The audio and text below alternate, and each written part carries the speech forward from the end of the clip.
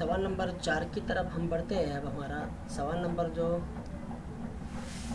4 है उसका पहला सवाल सॉल्व करते हैं, जिसमें हमें बोला गया है कि एक हिसाबी तसाउद का 17वां रुकन 10वें रुकन से 7 ज़्यादा है, उसका मुश्तरक फ़र्क मालूम कीजिए। तो आइए हम इसका सॉल्यूशन करते हैं। हल में सबसे पहले हम लिखेंगे दिया हुआ, ओके, हिसाबी तसाउद का जिक्र किया गया है तो हम अच्छी तरह जानते हैं। हम लिखते हैं पर के फ़र्ज़ किया कि हिसाबी तसाउद का पहला रुकन ए और मुश्तरक फ़र्क डी है। ओके, ये पहला बोला गया। अब हमें क्या बोला गया, उसका 17वां रुकन। अब ज़ाब्ते की मदद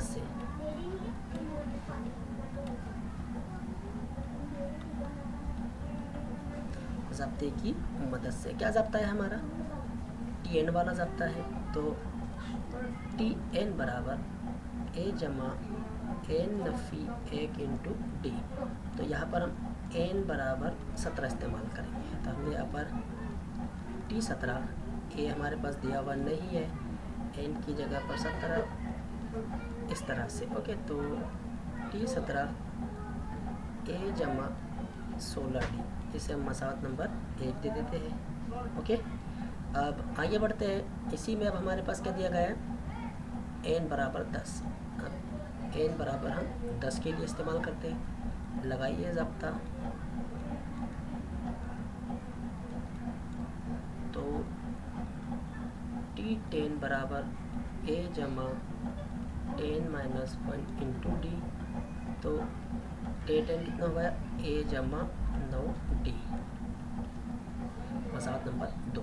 अब हमें शर्त क्या दी गई है, देखिए शर्त क्या दी गई कि एक हिसाबी तसाउद का 17वां रुकन। मैं यहाँ पर देखिए लिखता हूँ। ओके, यहाँ पर हम लिखेंगे इसे किस तरह। तो सवाल में हमें शर्त दी गई है कि 17वां रुकन उसके 10वें रुकने से ज़्यादा है। तो हम यहाँ लिखेंगे, हम लिखते हैं शर्त के मुताबिक 10वां रुकन यानी 17वां रुकन उसके 10वें रुकन से कितना ज़्यादा है, 7 ज़्यादा है। इस तरह से इसका लिखने का तरीका है। मैं फिर से लिखता हूँ अच्छे से, ओके, ताकि आपकी समझ में आ जाए कि हम क्या लिख रहे हैं क्या नहीं हमें। तो यहाँ पर हमारा क्या है कि टी 17 टी 10 से 7 ज़्यादा है। तो हम इसे इस तरह से लिख सकते हैं। इसलिए टी 17 नफ़ी टी 10 बराबर 7, यानी हमने क्या किया कि टी 10 को इधर भेज दिया नफ़ी में। ओके, अब इसमें देखिए मसावत 1 और 2 की तफरीक करने पर, ओके, मसावत 1 और 2 की तफरीक करने पर, तो टी 17 बराबर ए जमा 16 डी नफ़ी टी 10 बराबर ए जमा 9 डी। ओके, अब यहाँ पर देखिए हम इसको कर नहीं सकते, लेकिन अगर हम इसको लिखें तो किस तरह से लिख सकते हैं, टी 17 नफ़ी टी 10, ये दोनों कट, इसमें से कितना बचा 7 डी। लेकिन टी 17 नफ़ी टी 10 कितना है हमारे पास, 7 है, इसलिए 7 डी। इसलिए टी बराबर कितना मिल गया हमें, 1 हासिल हो गया। तो लास्ट में आपको क्या लिखना है, क्या पूछा गया है, इनका मुश्तरक फ़र्क 1 है। कितना है, 1 है। ओके, तो चलिए सवाल नंबर 2 देखते हैं। हम क्या बोला गया कि कामिल ने एक मोबाइल दुकान से 40,000 का मोबाइल ख़रीदा। ओके, दुकानदार ने छपी हुई कीमत पर 5% रियायत दी, तो जीएसटी की शरह उस पर 28% है। तो कामिल को मोबाइल कितने में मिला। तो हम हल में दिया हुआ लिखते हैं। पहले जो दिया हुआ है हम वो लिख लेते हैं। तो क्या है, मोबाइल की ख़रीद कीमत यानी मोबाइल कीमत कितनी है, 40,000। उसके बाद रियायत कितनी है,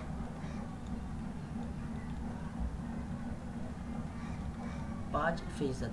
जीएसटी की शरह कितनी है, कितनी है 28%। ओके, ये बात आपको याद रखना। तो सबसे पहले हम क्या करते हैं कि छपी हुई कीमत तो हमें पता है 40,000। अब 5% 40,000 का कितना होता है हम वो निकालते हैं। तो नीचे से हम लिखेंगे 5% रियायत। तो यहाँ हम लिखेंगे 5 तक़सीम 100 ज़रब 40,000। ओके, तो ये 2 सिफर से 2 सिफर कट गया। तो रियायत कितनी की हुई, 4 पंजे 20, 2,000 रुपये की। ओके, रियायत कितनी की हुई, 2,000 रुपये की रियायत हो गई। अब यहाँ पर हमें क्या करना है कि सवाल बड़ा प्यारा है हमारा। सवाल में क्या बोला गया है, अब हमें जो 40,000 रुपये है उस 40,000 में से यानी फ़रोख्त कीमत जो थी हमारी वो कितनी की होगी। तो यहाँ हम इसे इस तरह सॉल्व करते हैं। फ़रोख्त कीमत, तो फ़रोख्त कीमत यानी उसकी असल कीमत मोबाइल की माइनस रियायत। ओके, देखिए राइटिंग समझ में आपको नहीं आएगी, लेकिन फिर भी कैसा थोड़ा फास्टली लिखना पड़ता है। यहाँ पर हमने लिखा 40,000 माइनस 2,000। तो फ़रोख्त कीमत कितनी हो गई, फिर इसकी फ़रोख्त कीमत हो गई 38,000। ओके, ये हमें 38,000 मिल गई। अब क्या बोला गया, जीएसटी कितना है, 28% है। अब उसके बाद हम नीचे से लिखेंगे जीएसटी 28%। जो कीमत दी गई है उसका हमें 28% कितना निकलता है वो निकालना है। तो यहाँ पर हम लिखेंगे 28/100 ज़रब 38,000। ओके, अब यहाँ पर हम 2 सिफर से 2 सिफर कट हो गए। हमारे पास कितना बचा, 380 ज़रब 28 है ना, ये हमारे पास बचा। तो इसकी जब हम ज़रब करेंगे तो हमारा जो जवाब है यानी 28% जीएसटी के हिसाब से हमारा जो फाइनल आंसर हमें मिला वो मिला 48,640। आप अगर इसकी ज़रब करें तो आपको मालूम पड़ जाएगा। तो ये क्या हो गया, जीएसटी के साथ। ओके, ये रकम हो गई। तो आइए अब हमें जीएसटी कितना मिला सबसे पहले हमें वो निकालना है। समझ गया ये बात। हमें वाशिंगटन पर जीएसटी कितना आया, सॉरी माफ़ी चाहता हूँ, ये जवाब मैंने उसका डायरेक्ट जमा वाला यहाँ पर लिख दिया हूँ। तो थोड़ा मैं इसकी ज़रब कर लेते हैं, क्योंकि ज़रब करने पर उसका जवाब हमारा कुछ और रहेगा। कुछ स्टूडेंट सोच रहे हैं कि सर जवाब गलत। हाँ चलिए देखिए हम क्या करते हैं, 0 ये तो 0 हो जाएगा। 8 8 64 हासिल किया है 4, 8 या 24, 24 और 4 होता है 30। फिर पहला 0, ये दूसरा 0, ये 16, 1 6 और 1 7 जमा करेंगे 0 4 6 10 यानी 10,640 28% का जीएसटी है। जीएसटी 28% बराबर कितना, 10,640। अब जो मोबाइल है वो कितने में मिला, तो इन दोनों की जमा कर लीजिए। मोबाइल की ख़रीद कीमत यानी मोबाइल की हमारे पास 38,000 जमा 10,640। ओके, अब क्या करेंगे, इन दोनों की जमा कर लेंगे। तो चलिए जमा करते हैं। तो कितना आएगा उसकी जमा, 48,000 जो मैंने इससे पहले लिखा था 640। ये है हमारा क्या है, 48,640 पर उसको मोबाइल मिला। समझ में आ गया। ये था हमारा फाइनल आंसर। देख लीजिए, यानी मोबाइल की ख़रीद कीमत कितनी मिली, 28% जीएसटी के हिसाब से वो मोबाइल हमें कितनी मिला, 48,640 रुपये में। यह है हमारा जवाब, देख लीजिए। हालांकि मेरे लिखने का तरीका थोड़ा सा गलत है, लेकिन पेन इस पर नहीं चल रही। मुझे समझाना मकसद है आपका। आप तो लिखना बखूबी जानते हैं किस तरह से पेपर पर आपको लिखना है। अब हम अगले सवाल की तरफ बढ़ते हैं। हमारा अगला जो सवाल है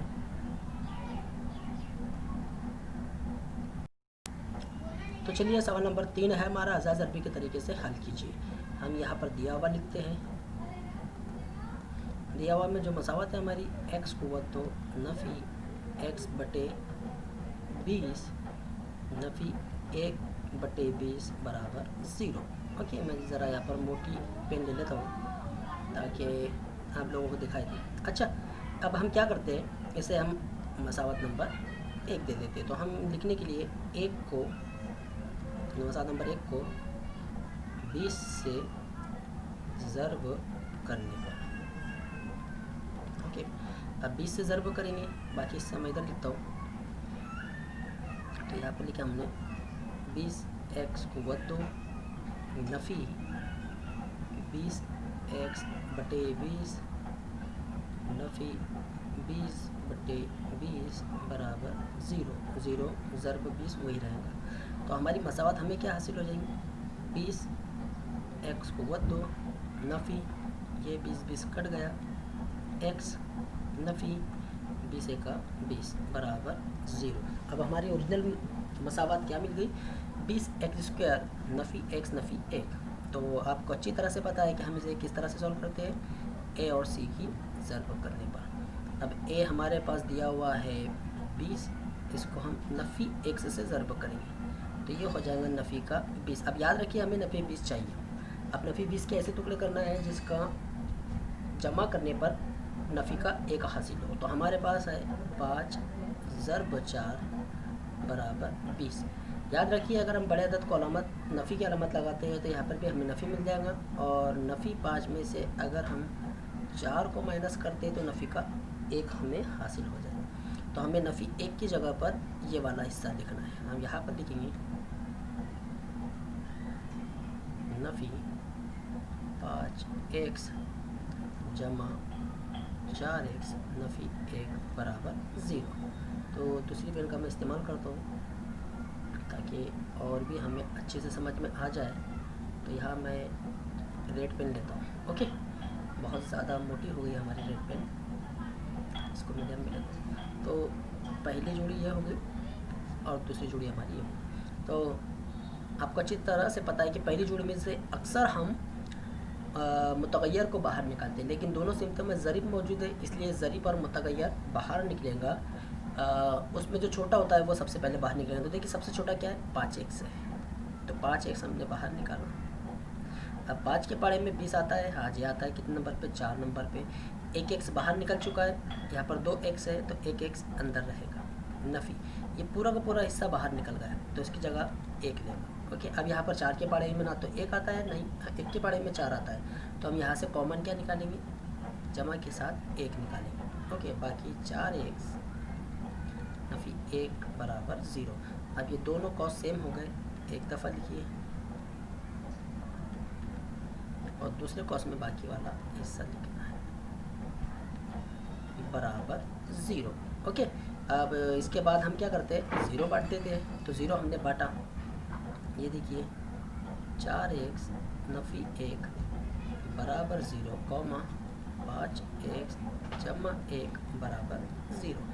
इसलिए x बराबर 1/4 और x बराबर नफ़ी 1/5। तो मसावत के हल हमारे क्या मिल गए, 1/4 और नफ़ी 1/5। ये लास्ट में आपको जुमला लिखना है। ओके, अब इसी में सवाल नंबर 4 में हमारा सवाल नंबर 4 जो है वो इनकम्प्लीट सवाल है। बोला गया एक सिक्का 3 मरतबा उछाला गया तो दर्ज झिल के वक़ूअ का एहतमाल मालूम कीजिए। यहाँ पर दर्ज झिल बोला गया तो दर्ज झिल में हमारा कोई सवाल नहीं है। इस तरह का सवाल हमारा जब ऐसा सवाल हमको फॉल्टी आए तो आपको क्या करना है, सवाल नंबर 4 डालकर छोड़ देना है। ओके, आप अगर चाहे तो एक सिक्का 3 मरतबा उछाला जाए उसका जवाब लिखकर आप इसे छोड़ सकते हैं। अब हमारा जवाब नंबर 5, जवाब नंबर 5 आपको दिखाई दे रहा है।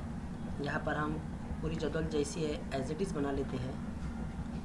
ओके, और क्योंकि हमें यहाँ पर क्या लिखना है आप अच्छी तरह से जानते हैं। मैं यहाँ पर शॉर्ट में लिख रहा हूँ किराया, उसके बाद मैंने लिखा तादाद कितना है 4000 से 6000, फिर 6000 से कितना है हमारा 8000, फिर 8 से 10,000 और 10,000 से 12,000। यहाँ पर इनकी कीमतें लिखिए 200, 320, 400 और 250। हमें क्या मालूम करना है? कसीरिया मालूम करना है। तो कसीरिया में हम क्या करते हैं, जो सबसे बड़ा रहता है, सबसे बड़ा क्या है हमारा 400। तो 400 जो है हमारा ये हो जाएगा F1, ये क्या हो जाएगा F1 हो जाएगा। उससे पहले वाला जो है वो हो जाएगा हमारा 0 यानी F0, ये हो जाएगा F2। ओके, तो बाकी सारी चीज़ हम दिया हुआ में लिखते हैं। तो यहाँ ओके क्या है हमारे पास, F1 बराबर 400, F0 बराबर 320, F2 बराबर कितना है हमारा, F2 बराबर है 200। अब निचली हद जो हमने सिलेक्ट किया हुआ है F1 के लिए, उसकी निचली हद कितनी है, यानी इसकी निचली हद कितनी है, 8,000 है। कितनी है, 8,000 है। वो हमारा रहेगा L, क्या रहेगा, L रहेगा। तो L बराबर कितना, 8,000। ओके, और फ़र्क कितने का है, यानी H जो है हमारा वो कितने का है, 2,000 का। कितने का फ़र्क है, 2,000 का। बाकी फिर ज़ाब्ता, आप चलिए ज़ाब्ता लिखते हैं हम यहाँ पर। क्या ज़ाब्ता है हमारा, कसीरिया बराबर ज़ाब्ते की मदद से। ओके, तो ज़ाब्ता यहाँ लिखते हैं हम, कसीरिया बराबर L जमा इन ब्रैकेट क्या ज़ाब्ता है हमारा, F1 माइनस F0 तकसीम 2F1 minus 2F1 minus F0 minus F2 into H। तो चलिए कीमत रखते हैं। L कितना है हमारे पास, 8,000 जमा F1 कितना है, 400 नफ़ी F0 कितना है, 320। उसके बाद आते हैं 2F1 मीन्स 400 नफ़ी F0 मीन्स 320, नफ़ी करके F2 कितना है, 200 ज़र्ब H कितना दिया हुआ है, 2,000। तो नीचे से फिर मैं लिखता हूँ, 8,000 हमारा एज इट इज़ रहेगा जमा ये 400 में से अगर हम 320 माइनस करते हैं तो कितना बचता है, 80 बचता है। इन दोनों की ज़र्ब कर लीजिए, कितना हो जाएगा, 800 माइनस इन दोनों की जमा कर लीजिए, कितना हो जाएगा, 520 ज़र्ब 2,000। फिर नीचे आइए, 8,000 जमा ये है हमारा 80 बटे, अब 800 में से 520 को माइनस करना है तो कितना बचेगा, 320 ज़र्ब 2,000। ओके, अब चलिए फिर लिखते हैं हम 8,000 एज इट इज़। अब यहाँ पर देखिए ये एक सिफर कट गया, 8 का 8, 8 चौक 32। ओके, फिर यहाँ से काट लेते 4 का 4, 4 पंजे 20, यानी जमा करके मैं लिख देता हूँ यहाँ पर 500। कितना, 500 मैंने लिख दिया। तो फाइनल हमारा जो कसीरिया है कितना आएगा, ये हमारा फाइनल आंसर है। ओके, 8,500 हमारा कसीरिया हमें मिल गया। आप अपना जवाब चेक कर सकते हैं किस तरह से हमने इसे लिखा। कसीरिया ही हमें मालूम करना था। लास्ट में जुमला आपको लिखना है कि घर का माहाना किराया का कसीरिया कितना है, 8,500 रुपये है। ओके, चलिए सवाल नंबर 5। सवाल नंबर 5 में पहला सवाल है कि चक्री घुमाने के खेल में जब चक्री घुमाते हैं तो चक्री पर लिखे हुए आदात यानी जो दिखाई दे रहे हैं उनसे चक्री साखिर होने के बाद किसी एक अदद पर इशारा यानी तीर रुकता है और वो मुमकाना वक़ुआ है, तो मंदरज़िल वक़ुआ का एहतमाल मालूम कीजिए। तो हम इसे किस तरह से सॉल्व करेंगे, तो यहाँ पर देखिए हल में सबसे पहले हम लिखेंगे दिया हुआ में हमें क्या लिखना है कि फ़र्ज़ कीजिए कि वसअत नमूना वसअत ऐसे फ़र्ज़ किया कि नमूना वसअत क्या है, ऐसा है। ओके, तो यहाँ पर हम किस तरह से लिखेंगे, टोटल लिखना है हमें, जो नंबर दिए हुए इसमें कितने नंबर दिए हुए हैं 8 तक के, 1 2 3 4 5 6 7 और 8। तो इसलिए नमूने वसत यानी एन ऑफ एस कितना हो जाएगा, अरकान की तादाद 8 हो जाएगी। ओके, ये था हमारा पहला सवाल का जवाब जो हमने यहाँ पर लिखे। अब मैं यहाँ पर आपको, अब पहले की बात आती है, यहाँ पर हमारा पहला सवाल इसमें है कि अशारिया यानी जो तीर है वो 8 पर रुकता है। तो उसके लिए हम फ़र्ज़ करेंगे कि फ़र्ज़ किया कि ए ऐसा वक़्वा है जो 8 पर रुकता है, 8 पर रुकता है। तो हम यहाँ लिखेंगे ए बराबर 8, इसलिए एन ऑफ ए बराबर कितना मिल गया 1। आइए इसका एहतमाल भी साथ में निकाल लेते हैं। एहतमाल पी ऑफ ए बराबर क्या रहेगा हमारे पास, एन ऑफ ए बटे एन ऑफ एस। तो एन ऑफ ए कितना है 1, एन ऑफ एस कितना है 1 बटे 8। ओके, तो पहले सवाल का जवाब हमारा हो गया। दूसरा सवाल क्या है हमारे पास, इशार या ताक़दत पर रुकता है। तो इसे हम बी से फ़र्ज़ करते हैं। बी ऐसा वक़्वा है जो ताक़दत है, जो ताक़दत है। तो हम लिखेंगे बी बराबर ताक़दत कौन से है हमारे 1 3 5 7, ये ताक़दत है हमारे। ओके, 1 3 5 7। तो टोटल कितने हो गए, एन ऑफ बी बराबर 4 मिल गया। एन ऑफ बी कितना मिल गया 4 मिल गया। तो चलिए इसका एहतमाल भी हाथ के साथ निकाल देते हैं। क्या हो जाएगा, एन ऑफ बी बटे N of A, sorry N of S. तो यहाँ क्या है, एन ऑफ बी कितना है 4 बटे 8, इसलिए 1 बटे 2। ओके, पी ऑफ बी कितना मिल गया 1 बटे 2। तीसरा सवाल क्या है कि ज़ाहिर किया गया था 2 से बड़ा है। तो यहाँ हम लिखते हैं सी ऐसा वक़्वा है जो 2 से बड़ा है। ओके, तो यहाँ पर हम लिखते हैं सी बराबर 2 से बड़े कौन कौन से नंबर हैं, वो तमाम नंबर हमको यहाँ पर लिखना है। तो कौन कौन है, 3 है, 4 5 6 7 और 8। तो इसलिए एन ऑफ सी बराबर कितना है 6, कितना है 6 है। तो यहाँ पर हम लिखेंगे इसका पी ऑफ सी बराबर एन ऑफ सी बटे एन ऑफ एस। तो एन ऑफ सी कितना है 6 बटे 8 बराबर 3 बटे 4। 2 से तकसीम होगा 3 बटे 4 मिल गया। और लास्ट वाला सवाल हमारा क्या बोला गया है कि 9 से छोटे, डी यहाँ लिखते हैं डी ऐसा वक़्वा है जो 9 से छोटे हैं या 9 से कम है।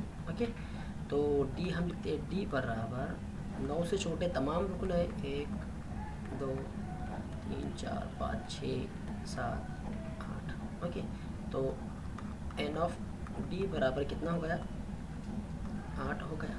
एन ऑफ डी कितना हो गया 8 हो गया। अच्छे से लिखता हूँ, थोड़ा सा मिटाकर मैं अच्छे से लिखता हूँ इसको। एन ऑफ डी कितना हो गया हमारा 8 हो गया। तो अब क्या मालूम करना है हमें 8। तो चलिए हाथ के साथ हम इसका एहतमाल भी मालूम कर लेते हैं। एन ऑफ डी बटे एन ऑफ एस। ओके, 8 बटे 8 बराबर कितना 1। तो पी ऑफ डी कितना मिल गया 1 मिल गया। लास्ट में आपको पूरा जवाब लिखना है, जो भी हमारे जवाब हमें हासिल हुए वो तमाम के तमाम जवाब आपको आखिर में लिखना है। ओके।